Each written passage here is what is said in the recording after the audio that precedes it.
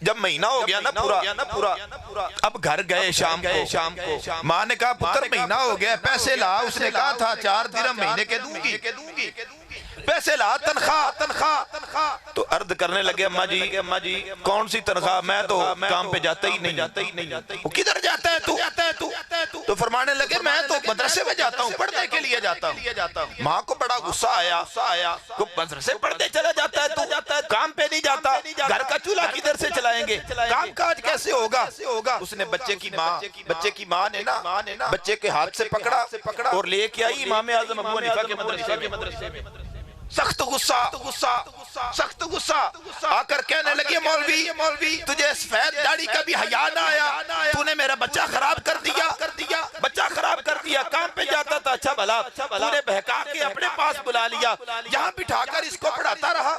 تو نے خراب کر دیا میرے بچے کو۔ سخت جملے اس نے کہے، امام اعظم ابو حنیفہ مسکراتے رہے اور سنتے رہے۔ جب اس نے کہہ لی نا بات، پھر فرمانے لگے اماں جی آپ نے کہہ لی بات، غصہ ٹھنڈا ہو گیا ہے۔ والعاقبۃ للمتقین، الصلاة والسلام علی سید الانبیاء والمرسلین،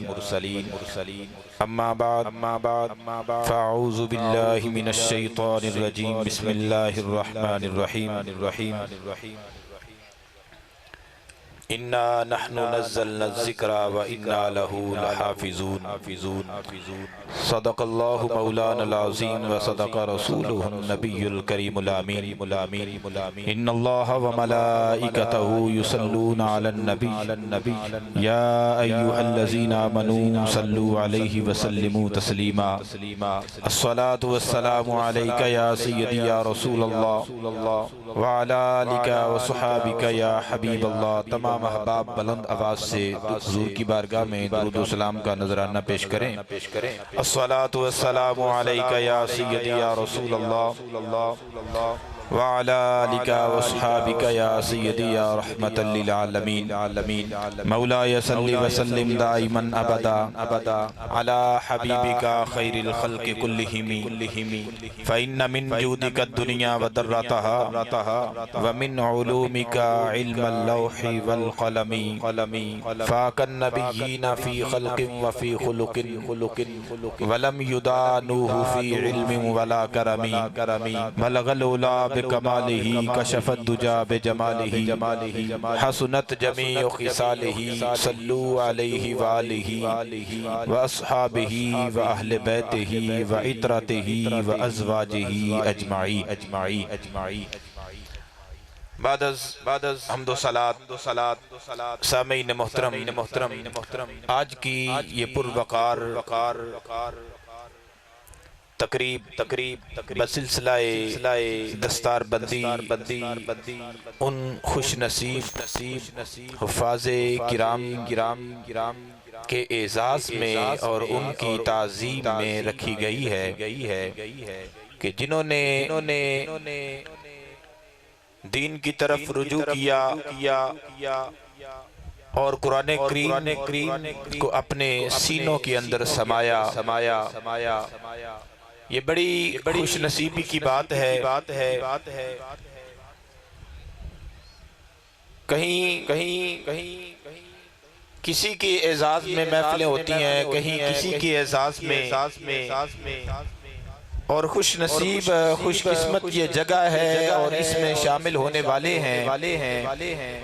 کہ ہم اس بزم میں شامل ہوئے ہیں کہ جہاں پہ قرآن پاک کو حفظ کرنے والے لوگوں کے احساس میں تقریب میں ہم شامل ہو چکے ہیں۔ اللہ تبارک و تعالی جس کو یہ اعزاز عطا فرماتا ہے، اس کی قدر اور اس کی قیمت جو ہے وہ قیامت والے دن روز روشن کی طرح عیاں ہوگی۔ آئی دیکھیں آپ ذرا اپنے دل سے معاشرے کا جائزہ لیتے ہوئے فیصلہ کریں کہ لوگ کتنی شد و مد سے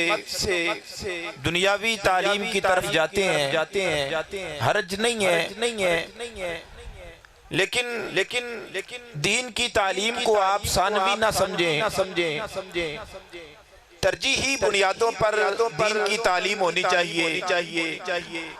ہر بندے کی اولین ترجیح وہ حصول دین ہے۔ آج یہ دین کی برکتیں ہیں کہ دیندار طبقے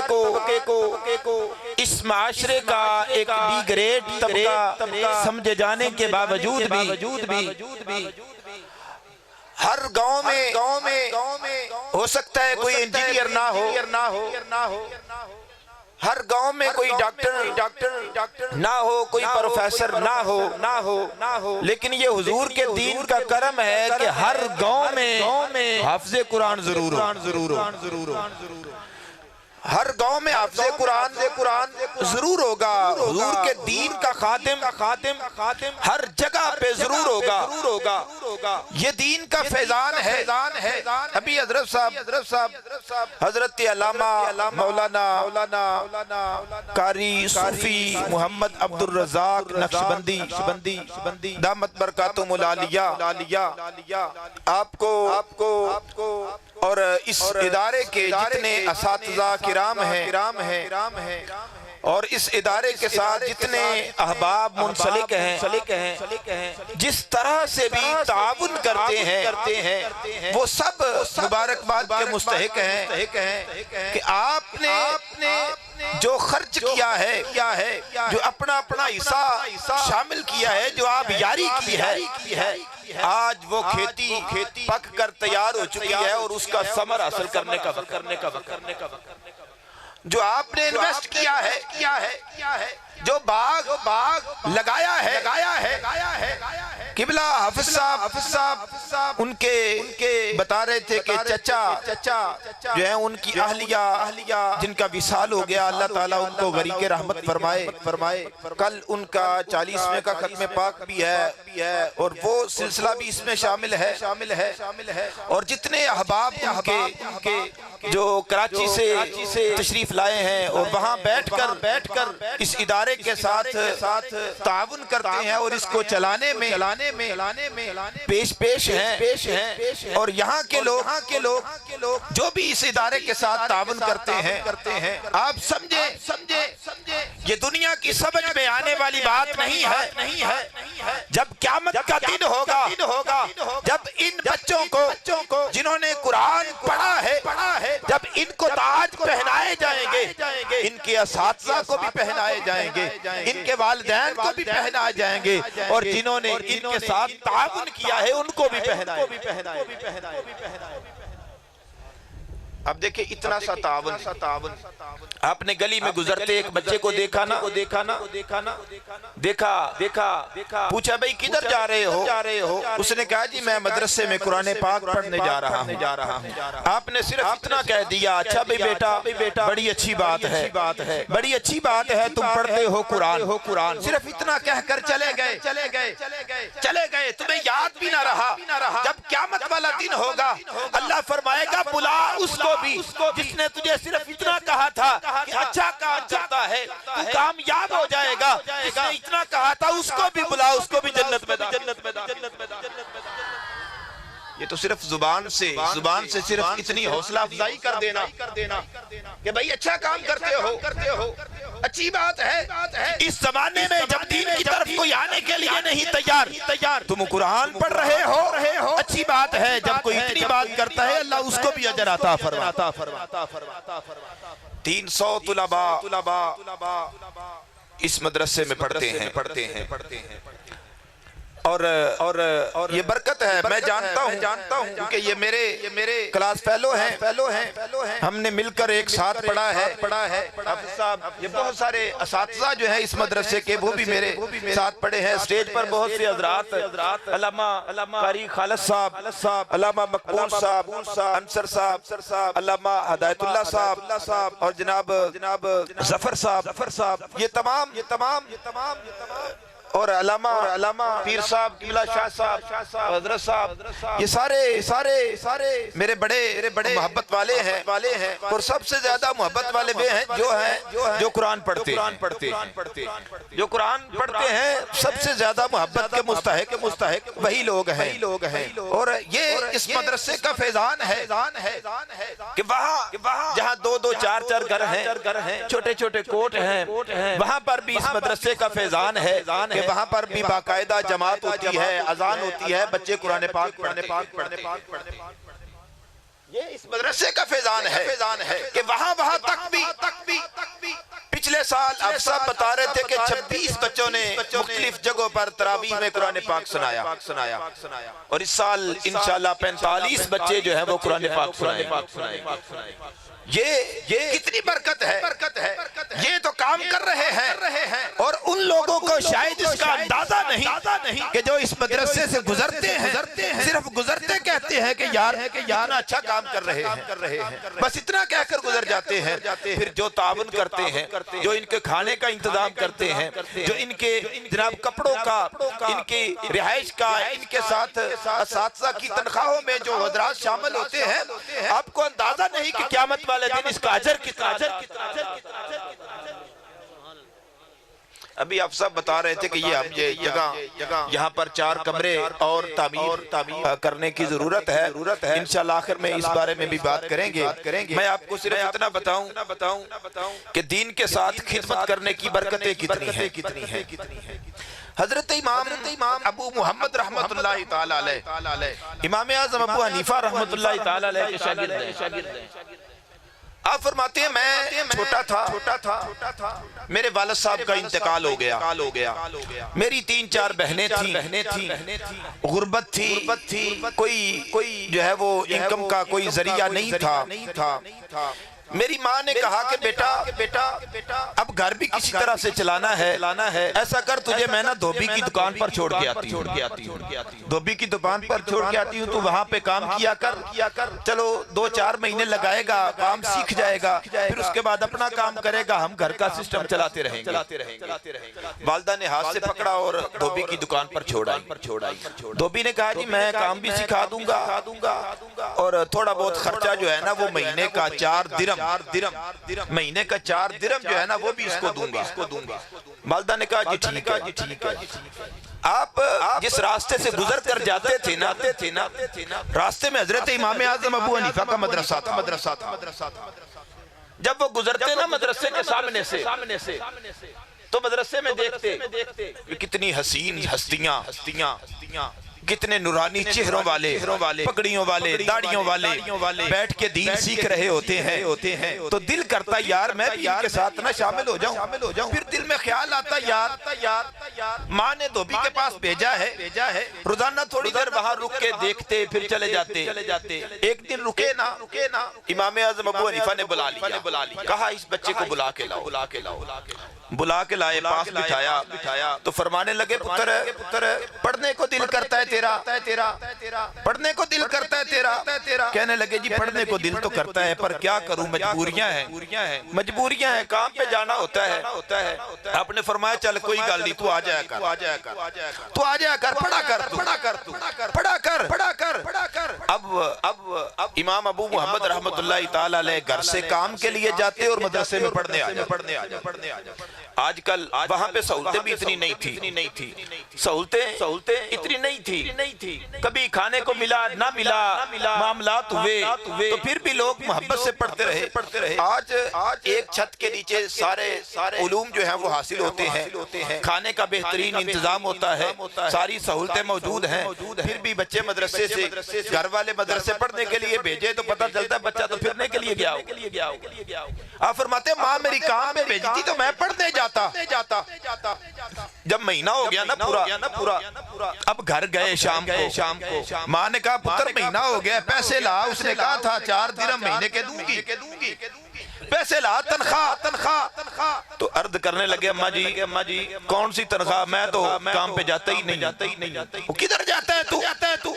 تو فرمانے لگے میں تو مدرسے میں جاتا ہوں پڑھنے کے لیے جاتا ہوں ماں کو بڑا غصہ آیا کہ مدرسے پڑھنے چلا جاتا ہے تو کام پہ نہیں جاتا گھر کا چولہا کدھر سے چلائیں گے کام کاج کیسے ہوگا اس نے بچے کی ماں نے نا بچے کے ہاتھ سے پکڑا اور لے کے آئی امام اعظم ابو حنیفہ کے مدرسے میں سخت غصہ آ کر کہنے لگے مولوی تجھے سفید داڑھی کا بھی حیا نہ آیا تو نے میرا بچہ خراب کر دیا کام پہ جاتا تھا اچھا بھلا تو نے بہکا کے اپنے پاس بلا لیا یہاں بٹھا کر اس کو پڑھاتا رہا تو نے خراب کر دیا میرے بچے کو سخت جملے اس نے کہے امام اعظم ابو حنیفہ مسکراتے رہے اور سنتے رہے جب اس نے کہہ لی نا بات پھر فرمانے لگے اماں جی آپ نے کہہ لی بات غصہ ٹھنڈا ہو گیا ہے ذرا بیٹھے یہاں پہ کہا بتاؤ تو فرمانے لگے اماں جی تیرا منڈا بڑا ذہین ہے تیرا بچہ بڑا ذہین ہے اس کو پڑھنے دے یہ پڑھ کے ایک دن بڑا آگے جائے گا یہ بادشاہوں کے ساتھ بیٹھا کرے گا بڑا آگے جائے گا ماں کہتی ہے مولوی جائے گا تو آگے پڑھے گا تو پھر ہم گھر کا چولہا کدھر سے چلائیں گے تو فرمانے لگے امام اعظم ابو حنیفہ اماں بتا تیرے گھر کا خرچہ کتنا ہے تیرے گھر کا خرچہ کتنا ہے اماں کہتی ہے 4 درہم گھر کا خرچہ تھا مہینے کا بڑی ہم سادہ سی زندگی گزارے تو 4 درہم میں نے کھلا ڈلا خرچہ بتایا شاہانہ زندگی والا کہا کہ 40 درہم خرچہ ہے میرے گھر کا مہینے کا تو دے گا امام اعظم ابو حنیفہ فرماتے میں دوں گا پہلی سے پہلے تجھے آنا نہیں پڑے گا پہلی سے پہلے 40 درہم تیرے گھر پہنچ جایا کریں گے پر تو نے اس بچے کو پڑھنے دے اس بچے کو پڑھتے رہے 20 سال پڑھتے رہے وقت گزرتا گیا امام اعظم ابو حنیفہ کا وصال ہو گیا ہارون الرشید کا بادشاہ کا زمانہ آیا پھر ہارون الرشید نے آپ فقہ کے اس مقام پر امام ابو محمد فقہ کے اس مقام پر پہنچے کہ ہارون الرشید نے کہا امام محمد کو بلا کر لاؤ ہم ان کو قاضی القضات لگایا چیف جسٹس لگایا ادھر آپ آئے اس کے اعزاز میں بادشاہ کے گھر سے کھانا تیار ہوا بادشاہ جو ہے نا وہ تخت پہ بیٹھا کھانے لگا تو کہنے لگا حضرت ادھر آ جاؤ ساتھ بیٹھ کر کھاتے ہیں ادھر سے آپ نے نا اپنی والدہ کو خط لکھ دی کہ اماں آجا اب ادھر ہمیں سرکاری رہائشگاہ ملی ہے اس میں رہیں گے تو آجا ادھر سے اماں آئی ادھر سے امام صاحب بادشاہ کے ساتھ بیٹھ کر کھانا کھانے لگے ہیں تو اماں دروازے سے اندر آ گئی اماں ٹھٹر گئی رک گئی دیکھ کر کہنے لگی آنسو بہنے لگے کہا اماں پریشان کیوں ہے روتی کیوں ہے کیا ہوا آج تو اتنا مقام ملا ہے اماں کہتی مجھے تیرا استاد یاد آ گیا مجھے آج تیرا استاد یاد آ گیا ہے وہ کہتا تھا پڑھنے دے اس کو پڑھنے دے ایک دن بڑے مقام پہ جائے گا آج تجھے میں نے دیکھا ہے اس مقام پر یہ تیری وجہ سے نہیں تیرے استاد کی استاد اتنی محنتیں کرتے ہیں جب دین کے ساتھ بندہ لگتا ہے تو پھر اللہ اس کو عزت عطا فرماتا ہے حضرت امام فخر الدین رازی رحمت اللہ تعالی علیہ آپ فرماتے ہیں کہ ہم پڑھنے کے لیے نکلے اب میں تجھے اس لیے بات یہ بتا رہا ہوں کہ ان لوگوں کو اندازہ ہو کہ جو مدرسے کے ساتھ تعاون کرتا جو ان طلباء کے ساتھ یہی چراغ ہیں جو جلیں گے تو روشنی ہوگی ایک دن وہ وقت آئے گا آج جن کو تم یہ سمجھتے ہو پھٹے پرانے کپڑوں والے یہ ٹوٹی پھوٹی سی ٹوپیوں والے کل وہ وقت آئے گا ان کے سروں پہ امامہ ہوگا یہ مصلی رسول امام فخر الدین رازی کہتے ہیں ہم نا 4 دوست تھے ہم نے آپس میں صلاح مشورہ کیا یار چلو دین پڑھنے کے لیے چلیں ہم چل پڑے دور مدرسہ تھا شہر سے دور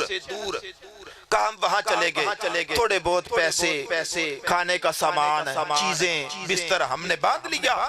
چلے گئے وہاں مدرسے میں جا کے استاد صاحب کی خدمت میں عرض کی کہ ہم نے پڑھنا ہے ہم پڑھنے کے لیے استاد صاحب فرمانے لگے بھئی آپ پڑھیں لیکن پڑھائی کے علاوہ ہمارے پاس اور کچھ بھی نہیں نہ ہی ہم رہائش دے سکتے ہیں، نہ ہی کھانے پینے کا کوئی انتظام ہے، وہ تم نے اپنا کرنا ہے، وہ ہمارے پاس نہیں ہے۔ آج یہاں پہ کھانے کا بھی انتظام ہے، یہاں پہ رہائش کا بھی انتظام ہے، یہاں پہ بہترین اساتذہ کا بھی انتظام ہے، یہاں پہ بجلی کا، پنکھوں کا، گرمی کا، سردی کا سارا انتظام ہے۔ تو استاد صاحب کہنے لگے پڑھو، لیکن ہم کھانا بھی نہیں دے سکتے، رہائش بھی نہیں دے سکتے۔ یہ درختوں کے نیچے آپ سو جائیں اور کہیں سے مانگ کر جہاں کہیں بھی آپ نے کھانا ہے، ہمارے پاس اس کا انتظام نہیں ہے، علم ہے وہ ہم آپ کو منتقل کر دیں گے۔ آپ کہنے لگے کچھ پیسے لے کے آئے تھے، اس محلے میں نا ایک یہودی کا ہوٹل تھا، دکان تھی یہودی کی، ہوٹل تھا، وہ کھانا بیچا کرتا تھا۔ اس سے نہ روزانہ کہتے کہ ہم کچھ پیسوں کے بدلے اس سے کھانا لے کر کھاتے، مدرسے میں پڑھتے، جہاں کہیں بھی جگہ ملتی، درختوں کے نیچے جہاں کہیں بھی سو جاتے، اس سے ہوٹل سے کھانا کھاتے، پیسے دیتے۔ 4-5 مہینے ہم پڑھتے رہے، پیسے ختم ہو گئے۔ ہم دوستوں نے اب کیا کہ چلو یار پیسے ختم ہو گئے، اب کیسے گزارا کریں گے، اب چلتے ہیں گھر۔ جب کچھ جوڑ جمع ہوا، تھوڑے بہت ہوئے تو پھر آ کے پڑھ لیں گے۔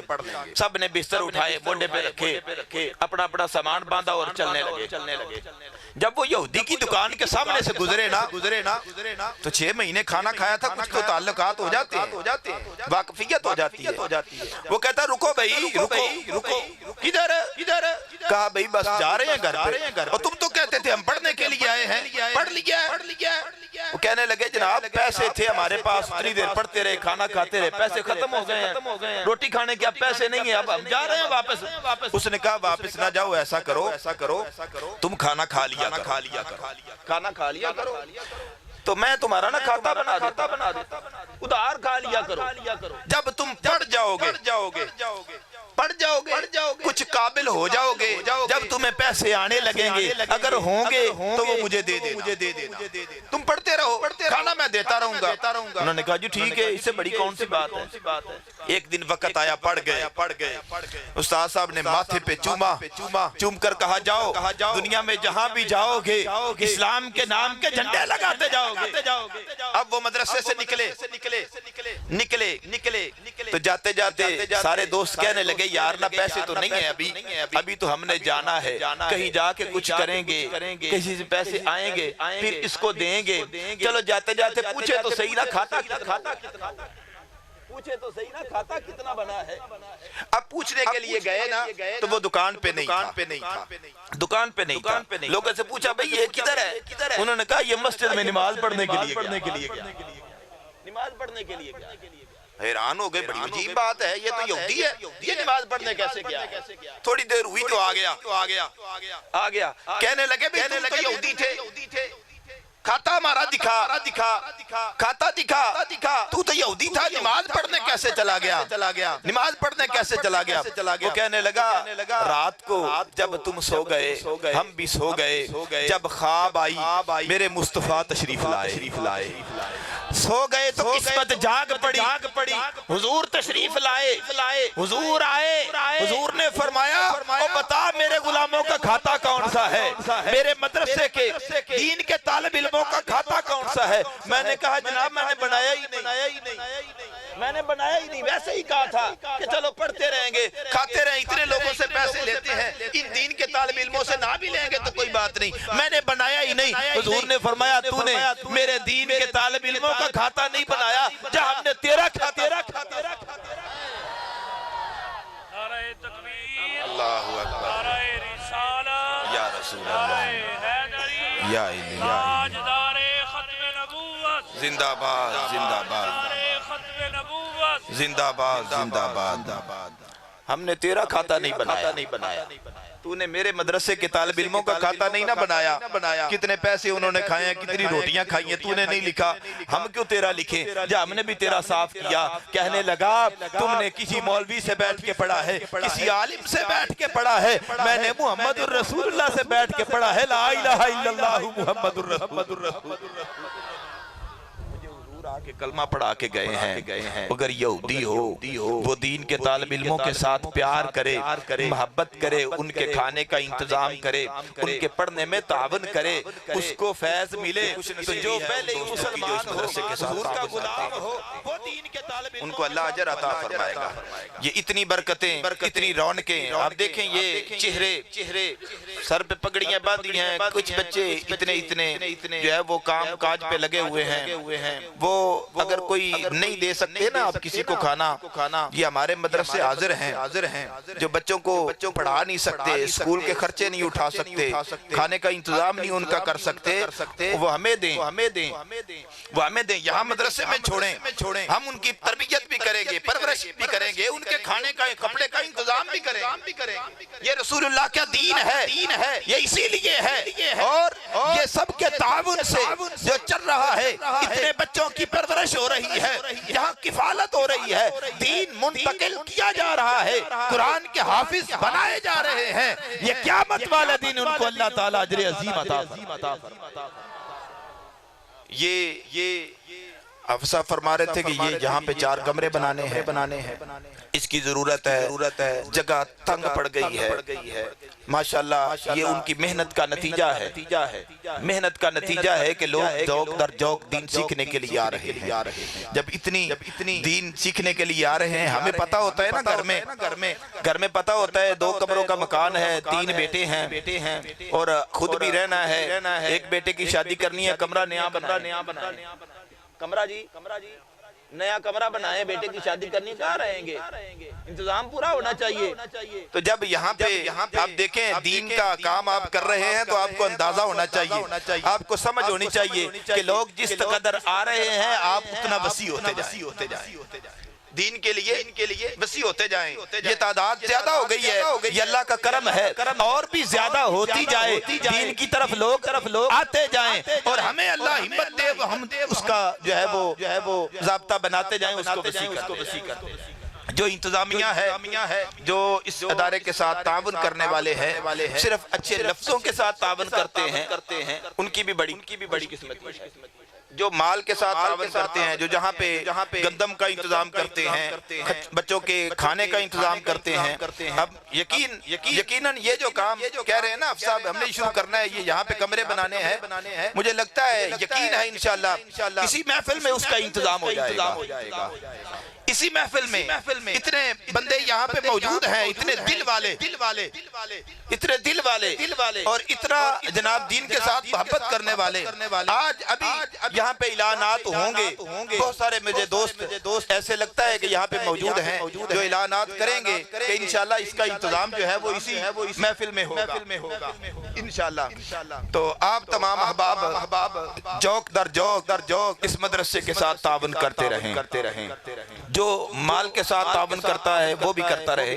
جو صرف لفظوں سے تعاون کر سکتا ہے، مالی تعاون نہیں کر سکتا، صرف اتنا کہہ سکتا ہے، حوصلہ افزائی کر سکتا ہے، بچوں کی گزرتے کہہ دے بڑی اچھی بات ہے بھئی تو قرآن پڑھتا ہے، اساتذہ سے ملے کہہ دے جی بڑی مہربانی ہے تم بچوں کو پڑھاتے ہو، تمہاری مہربانی ہے، منتظم صاحب سے کہہ دے جی آپ نے بڑا انتظام کیا ہے، مہربانی آپ کی، آپ کو اللہ اجر عطا فرمائے، آپ کو اس کا بھی ڈھیروں نیکیاں۔ اب حضرت صاحب نے خصوصی بیان بھی فرمانا ہے، میں زیادہ دیر حائل نہیں ہونا چاہتا، میں آخر میں پھر ایک دفعہ مبارکباد پیش کرتا ہوں حضرت علامہ مولانا صوفی محمد عبد الرزاق نقشبندی صاحب کو، اور اس مدرسے کے تمام اساتذہ کو اور طلباء کو، ان کے والدین کو، اور جو اس مدرسے کے ساتھ جس طرح سے بھی جڑے ہوئے ہیں، تعاون کرتے ہیں، وہ سب مبارکباد کے مستحق ہیں۔ اللہ تعالیٰ ان کو دین اور دنیا کی بھلائیاں عطا فرمائے۔ وآخر دعوانا الحمدللہ رب العالمین۔